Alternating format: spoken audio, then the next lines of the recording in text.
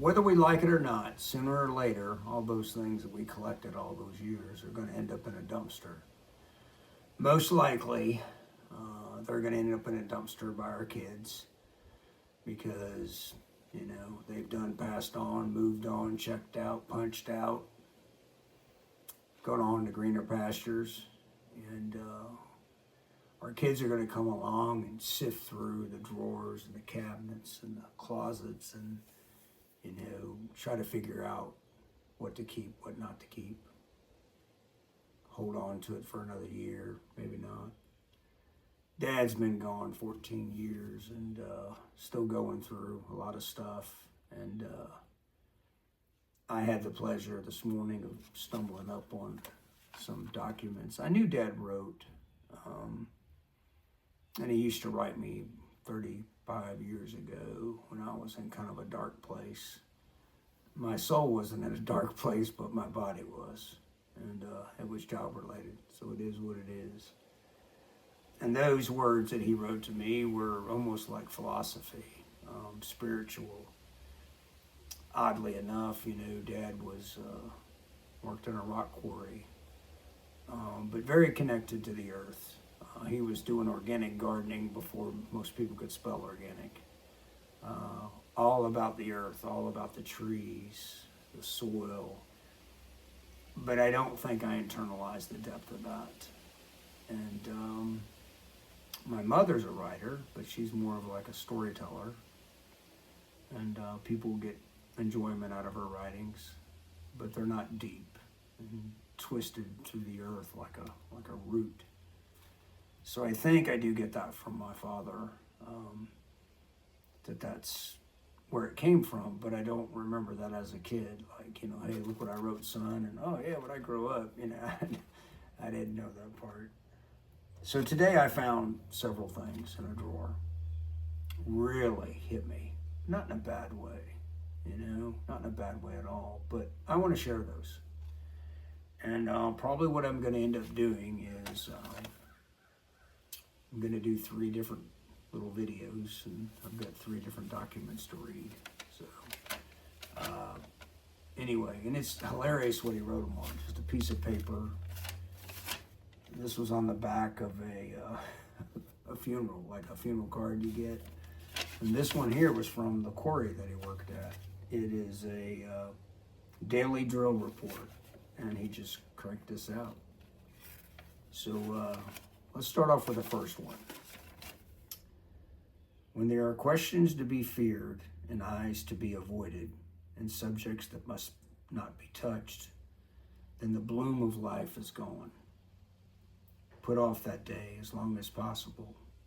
Put it off forever, if you can. Number 2, from the Words of Wisdom from a Dumpster, probably be the title of the video. It's a little bit longer, so bear with me. Some people leave home with a sense of relief. They are running away from mistakes or failures or unpaid debts or relationships that have gone sour. In order to accomplish the purpose of your life, you have to let go of the past. It is much more difficult to change the way you live than to change where we live. Most of us have accumulated a past tense.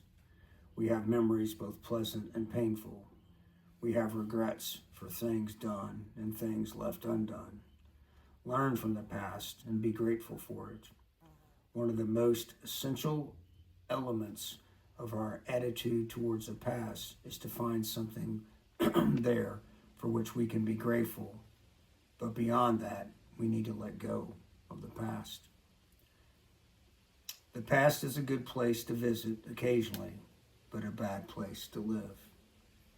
Have you made some tragic mistakes? Accept them.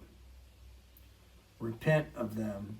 Correct them if you can, but then let them go. Today is the first day of the rest of your life. Go with God. It will be a great adventure. Number 3. To our honest journey, we must admit that sometimes life is difficult and sometimes painful. What seems important to achieve can elude us. Our faults and limitations continue to show themselves. There is no protecting from the frightening hours when hearts are broken and dreams are dispelled.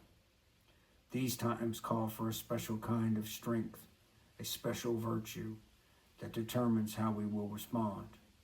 One of these special virtues is hope.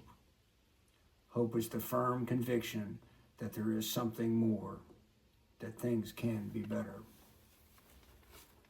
When I write, generally it's because I've gotten wrapped around that axle a little bit, and I write to process. Maybe I do videos now to process because I know it's hard for people to read. I guess the question I ask is what was going on in Dad's life.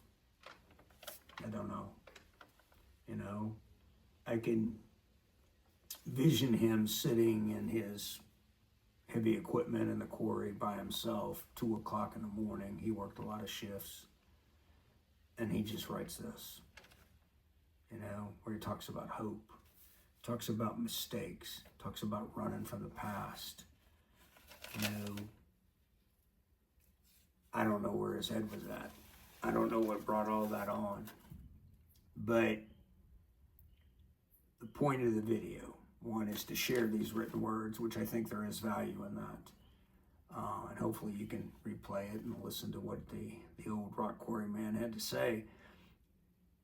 But I think more importantly, think about what's going to end up in the dumpster. Because it is. It's going to end up in the dumpster. You know, and me personally, I told my bride the other day, I don't want her to take more than about 10 minutes to clean out my closet. You know, if I check out, just throw that junk in a dumpster and let it rip. But these words, I don't think it was by accident that I stumbled across them. And it gives insight to where my words come from. You know, it wasn't just pure luck that I woke up one day in that window right there in the 6th grade and started writing. And that's my story. That's where it started, in that window up there, because of something stupid I'd done at school, and that's for another day.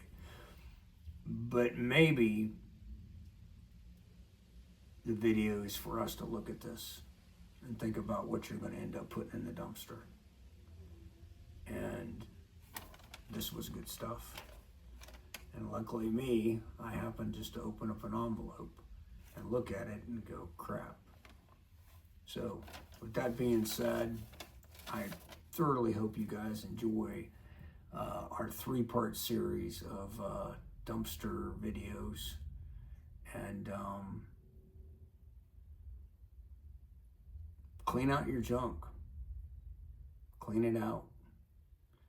And then maybe leave some breadcrumbs behind for those who got to clean out your junk.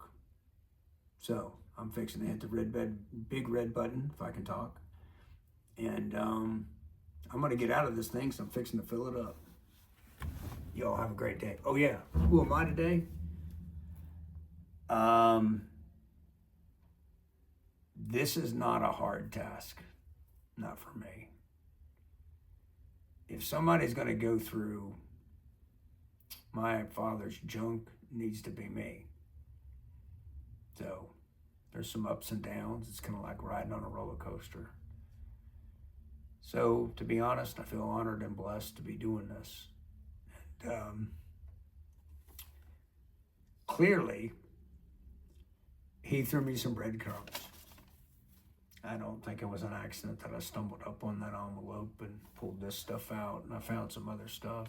Some stuff just made me laugh so hard. Because sometimes he would write stuff that was really more humorous. You know, like people come to visit, the rules of the house. And I mean, just some of it we're actually going to frame because it's just funny. He would write like he was a hillbilly. So, that being said, you all have a great day. I got to get to work. So a little bit different view, sitting on top of a pile of past I'm going to reread this one paragraph. Learn from the past and be grateful for it. One of the most essential elements of our attitude towards the past is to find something there for which to be grateful. But beyond that, we need to let go of the past. So today, I'm grateful to be sitting on top of this pile of past, and really grateful that yesterday I found a breadcrumb. Y'all have a great day.